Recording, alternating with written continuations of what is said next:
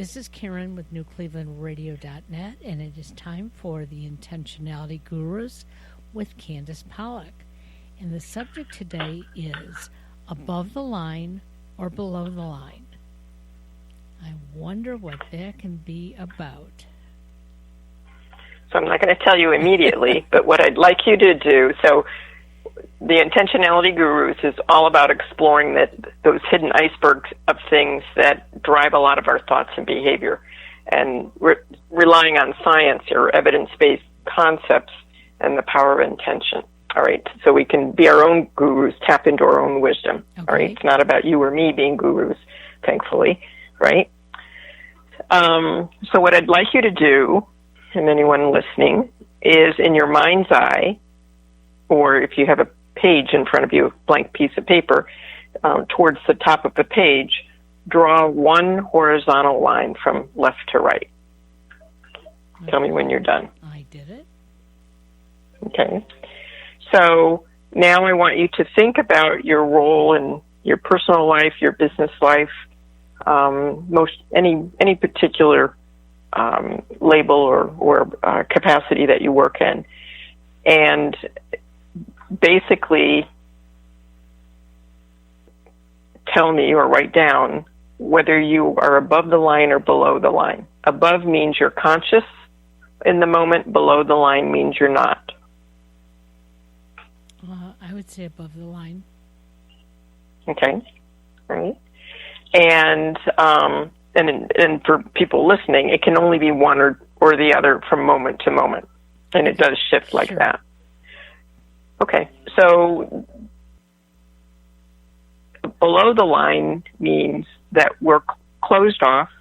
We're looking for fending off perceived threats, whether they're rational or not, generally having to do with our status, our idea of, maybe our ego, whether it's on a conscious level or not. We may not be thinking about our ego, but it's more or less saving face, defending our position or a statement that we may have made. And sadly, it's the normal state for humans because, we've talked about this concept before, that we are hardwired, our neurology and so on is hardwired to constantly be scanning the horizon for potential threats, not just, the physical threats, but the psyche threats, right. Emotional threats that could undermine how we perceive ourselves or how others perceive us. And so it's happening on some primitive survival level that never got replaced or turned off as our brains developed into more rational thinking and so on. So we get hijacked by some of those things, as we've discussed before. Okay? And so that hijacking, that primitive part, is protecting us from those potential threats and maintaining our physical and emotional survival. Okay. And what the studies show is our creativity, our problem solving, our energy, and so on is often depleted when we come from that mindset. Right? So we can do simple tasks, but we don't tend to do more complex thinking or creative thinking when we're coming from that place. Above the line, we're open and we're curious. We're committed to learning, and we're not necessarily getting hijacked. I mean, sometimes hijacking still occurs, but at least we're kind of aware of it, and then we can pause. So that tends to be less stressful, which then segues into being happier. Happiness can lead to better health and engagement with ourselves, with our family, with others, at work, etc. So you were telling me about something before we went live, right? And you don't have to identify parties, but do you want to share some of those details? Well, the person that I was talking about was in a very difficult position. He was witness to an altercation, not physical, a verbal altercation, and he really was not part of it, but he was in that environment. And then he was asked, "Don't you agree?" And the way he described it was when he heard this altercation, because it did not include him, he tried to remove himself from it, at least not physically, but more emotionally. And the more he tried to do that, the more difficult it was for him. And, you know, it made some changes in his life. And, you know, my first reaction was, you know, very proud of the way he maneuvered through it, even though, like I said, this altercation had nothing to do with him specifically. He felt in that environment eventually he would be put in that situation and did not want to be. So he made some changes, and one of the changes was, you know, leaving that environment and looking for something rosier so that he wouldn't have to be threatened by it. So, what are your thoughts about whether that person who was the initiator of the altercation, whether he's above or below the line? From the way I understood it, you know, what was going on, I think he was below the line. He only heard what he was saying, not what the other person either may say or react to.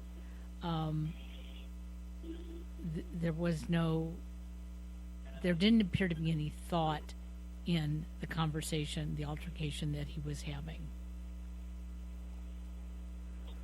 Yes, and the way you described it to me, it was firing off in my brain that it seemed to be coming from a place of, I'm the boss, you've got to listen to me, kind of dictatorial, exactly. And not inviting of a collaborative conversation about how something could be corrected, just chastising somebody and, you know, my way or the highway kind of thing.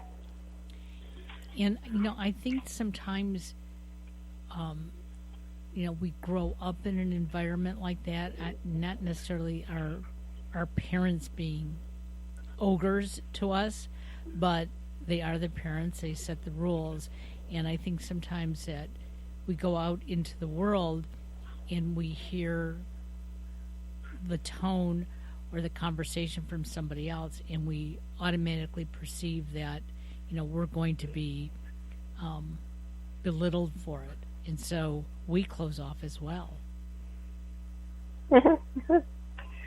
And another part is possibly that, you know, when we see movies or read of stories and so on, the big mucky muck in a company, or even, you know, the patriarch or the matriarch in a family, or organizations that we may belong to, can have their idea that that's what is evidence of a strong leader, right? And their status within the group, even though that may not be the primary conscious thought in the moment, but it's that, you know, you've got to tell people what to do rather than to lead people. Exactly. To do the things. Right. So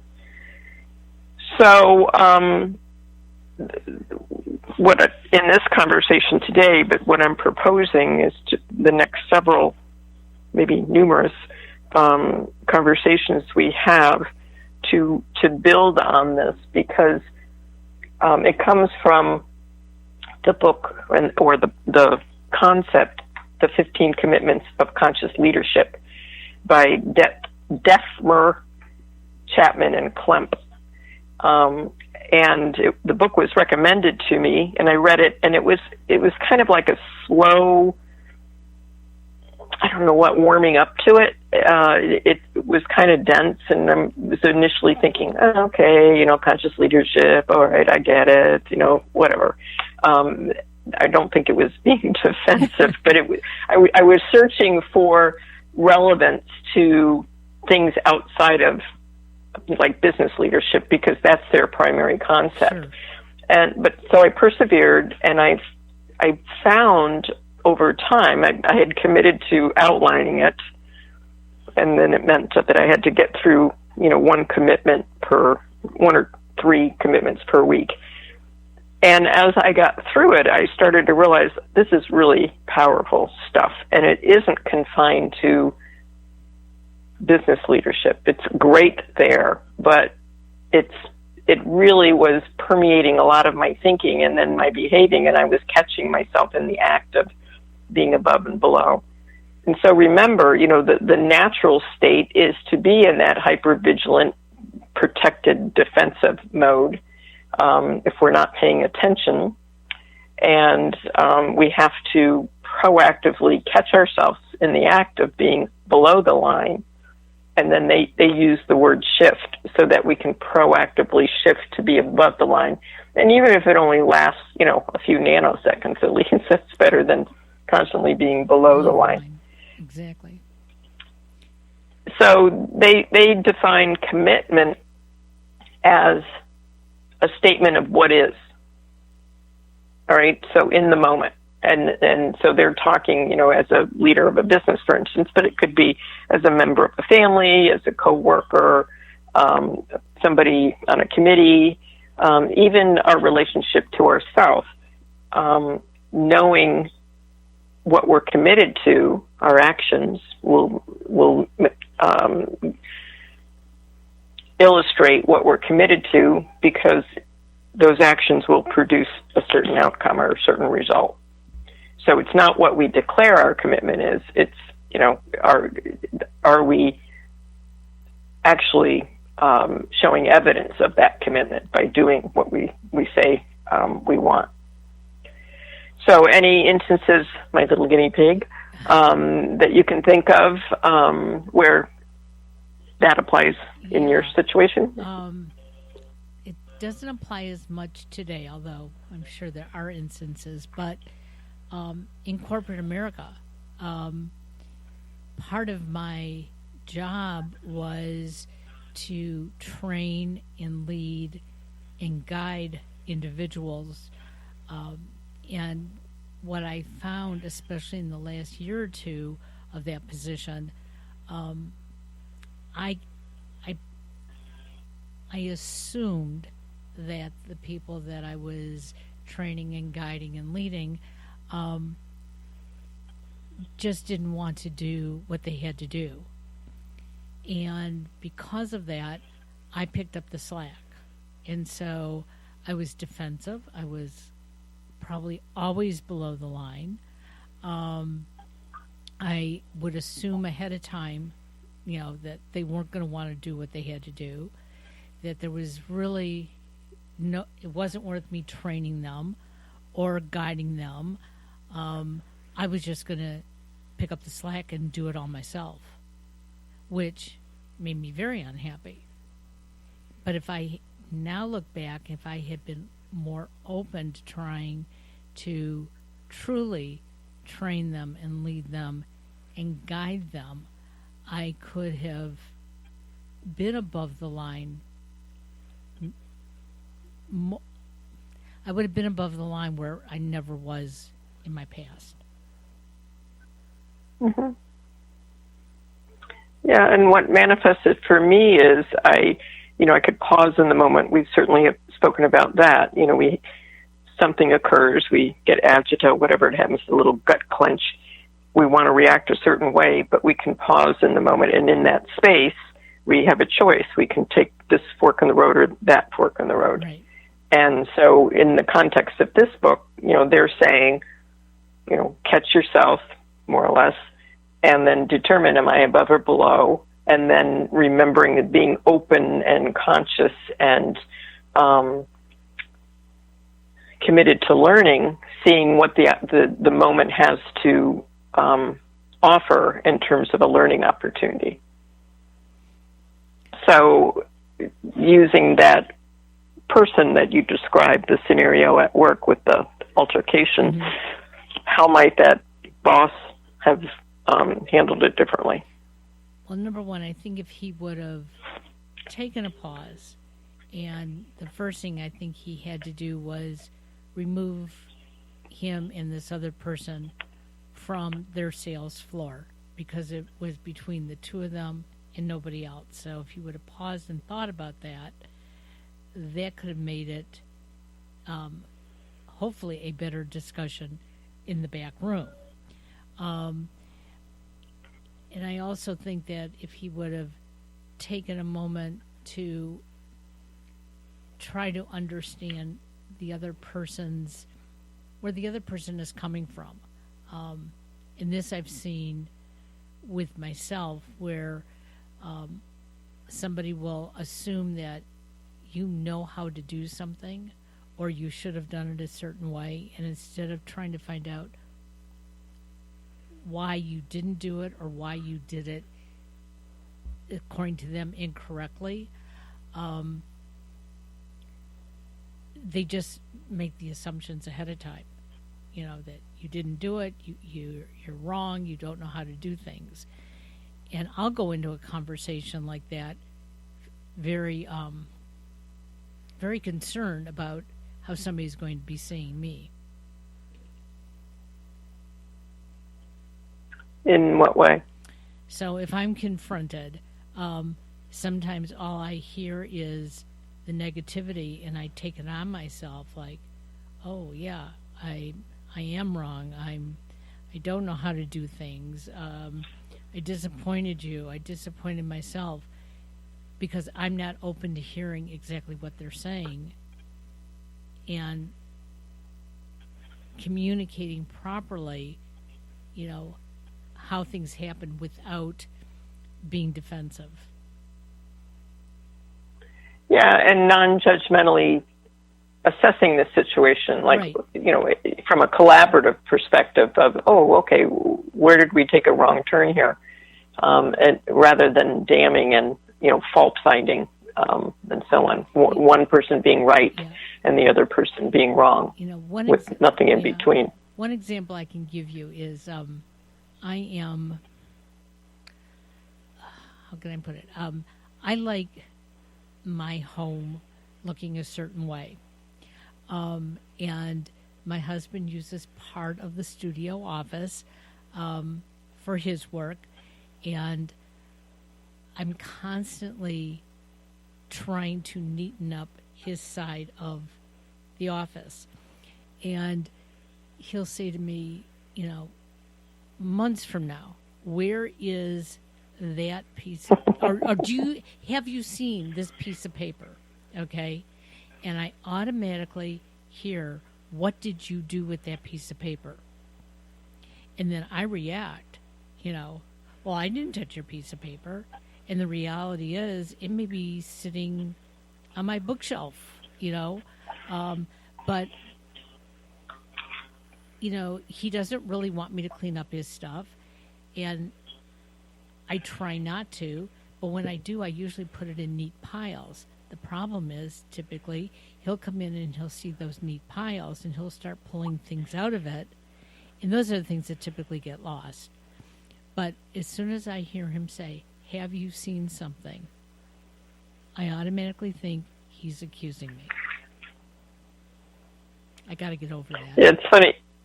It's funny that you express it that way, because I used to say I speak Marie. My mother's name was Marie. And if my mother's from the other room said, Candy, where are you? I knew that I wasn't supposed to say, I'm in the living room. I was supposed to get up and go to the room where she was. It was like speaking Marie. She used certain words, but they were, triggers for a different message. Yep. So that's what I hear in what you just described. And it's funny because my husband, when I get defensive, he'll say to me, calm down. Like, I'm not accusing you. I'm just asking you, have you seen this? He was looking for a camera lens. And his camera stuff is in 3 different places, okay?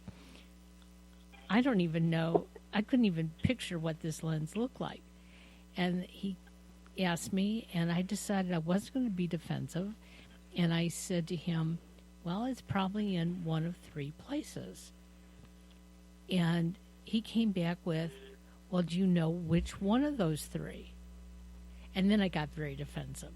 It was like, oh, my God, like can't you just go look in those 3 places? I didn't put it away. And as it turns out, it wasn't any one of those places. It was in the trunk of his car.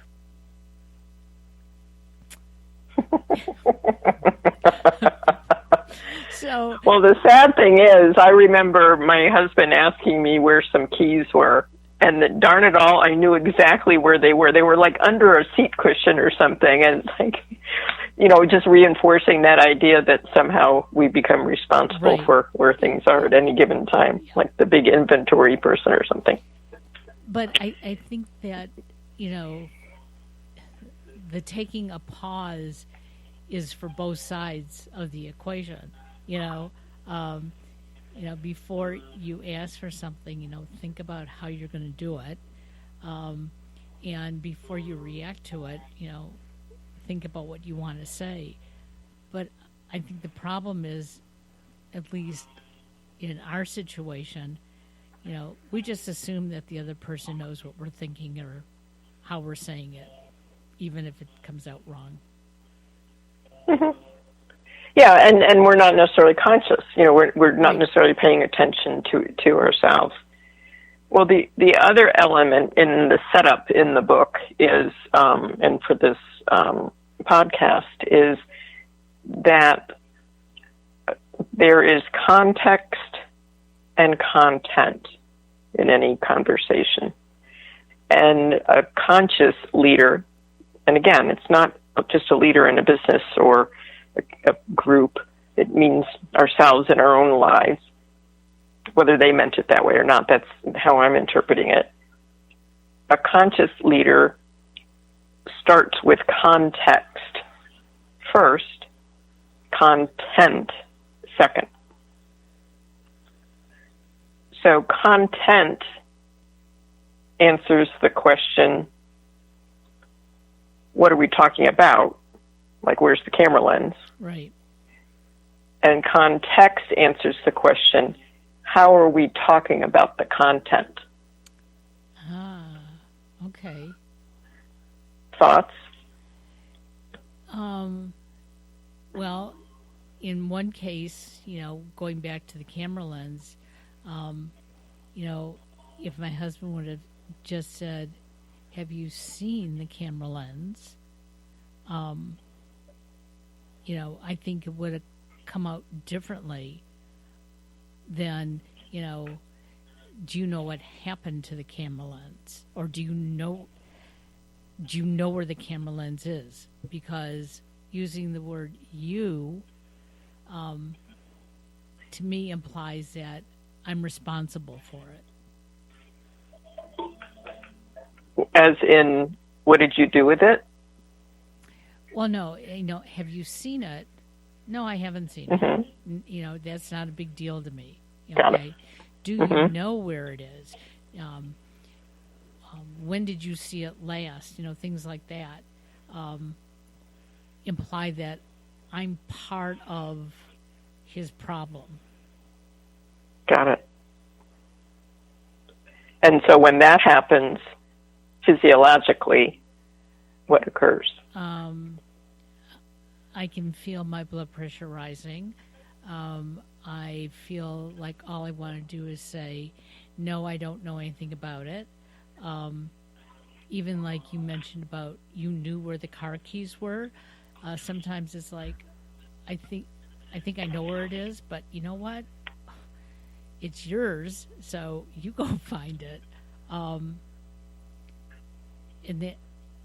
the reality of it is, if I know where something is, don't be so defensive. But it's sometimes hard not to be. Yeah. And it's not 100%. It's just, degrees of, flipping the switch one way or the other. And it opens up some opportunities. And as we've discussed before, the idea is that, if we continue to take forks in the road that we don't often take, that alone, that process, even if they're just tiny little forks, opens up opportunities that we wouldn't have. We'd have that wonderfully dug rut if we don't allow ourselves Right. some of that. Well, it's like I think I mentioned the last podcast. Um, I had some disagreement with my husband a couple of weeks ago, and it was like I just needed to remove myself from the situation. And I just got in my car and I drove over to the park and I sat in my car. Um, and I think I played Scrabble on my phone for about a half hour. That was my way to unwind. Um, and when I came home, it was sort of noticed that I had gone, but they had no idea where I went or for how long. But I was okay by then because I got to, even while I was playing Scrabble, I got to assess, okay, why are you so upset? Um, and, how do you want to handle this? And I knew that, I just needed that time to breathe on my own and have nobody, sort of peeking through the doorway wondering, if I was going to have the last word or something. Mhm. So in the book, they talk about the ability to, as we mentioned, listening from a conscious perspective above or below, and conversing, responding above or below the line. And the content is maybe choosing words and so on, and eliciting input from others for that open, curious, and collaborative position. And they, a little later in the book, maybe it's in the beginning, they give an example of a boss who was having a meeting, and one of the attendees was upset with the boss and made a comment about the boss not embodying some of the things the boss said they espoused. And ultimately it got to be a comment on the boss's weight. It's like, not a good idea necessarily, right? Right. And so the idea was, however, in the one scenario, the boss reacted defensively below the line, and then later, over time, was able to go back and revisit that episode after learning this technology that we're talking about, and then at another meeting raise it again and say, okay, I was called out on this, and now I see it from above the line. I force myself to be open and curious, and from a learning perspective, listening and seeing how it, trying it on, so to speak, like we've talked about before, and then seeing some opportunities for some change. So apparently there was a dramatic shift for the boss, but also for everybody. It was a company that regularly had these meetings for everybody in the meeting, because now it's safer for them to be open, curious, and come from a learning perspective, because they were not hunkering down to protect themselves from a boss who would, maybe retaliate or whatever it was. Right. So it's going to be moment to moment, and just building on what we talked about the last time in terms of the behavior equals motivation, ability, and prompt. What are some thoughts about how you can build that in to support, or that you might recommend for some other people to do it? Well, I think the first thing is that, and especially for me, and I think many others that are listening, that we have to not listen to respond, but listen to understand. And I really have been trying to do that more regularly with both my husband and son, since we're spending so much time together. And that is, trying to figure out when they say something, if I think it's said incorrectly or said in a tone that is making me think differently, I'm now starting to ask them to repeat themselves. I'll say, can you explain that in a different way? And that's helping them and me, because they'll stop and realize, oh, maybe I used an angry tone, or maybe I, used a wrong word. And I'm also doing that with many of my clients who sometimes, they'll read an email that I'll send, and I've been adding now at the bottom, if you do not understand, please feel free to ask. And now I'm getting people who are asking me, okay, I didn't quite get what you were getting at. Okay, let me re-explain it. And I think we need to take the time with each other in conversations. Yeah, and I really like the way you like asking for the rephrasing, because it works on both ends of the equation. Right. For them to rethink what they said, and for you to have some time to also sort through how you're feeling, whether you're feeling triggered, operating from below the line or above the line. Like that.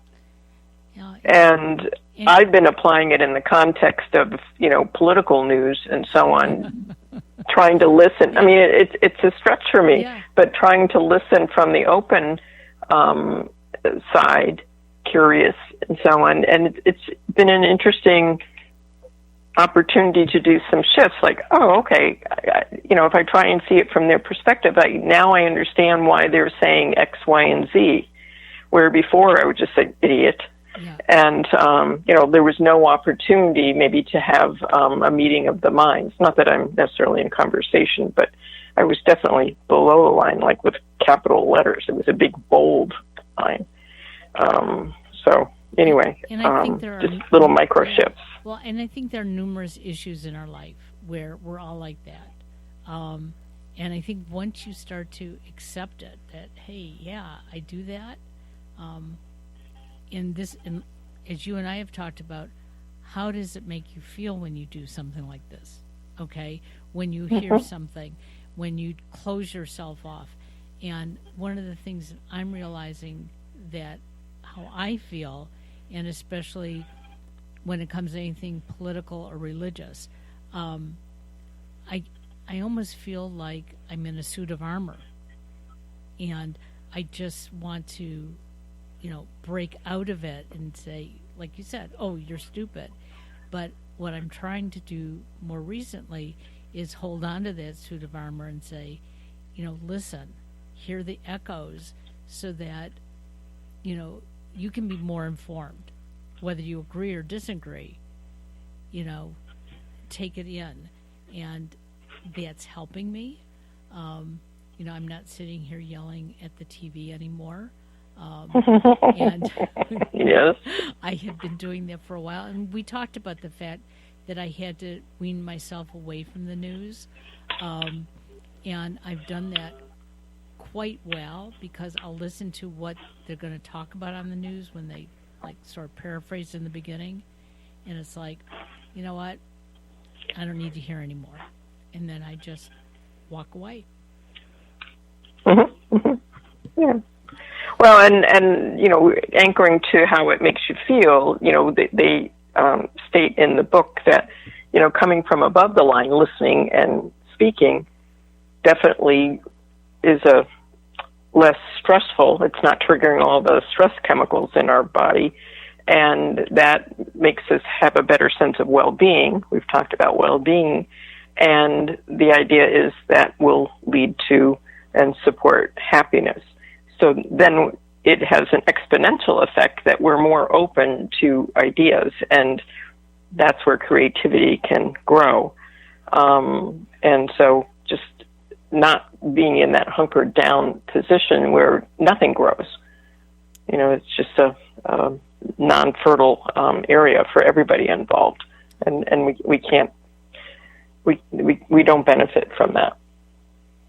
Wow. So if there was one thing that you wanted to not forget going forward from just a little taste of what we talked about today, what might it be?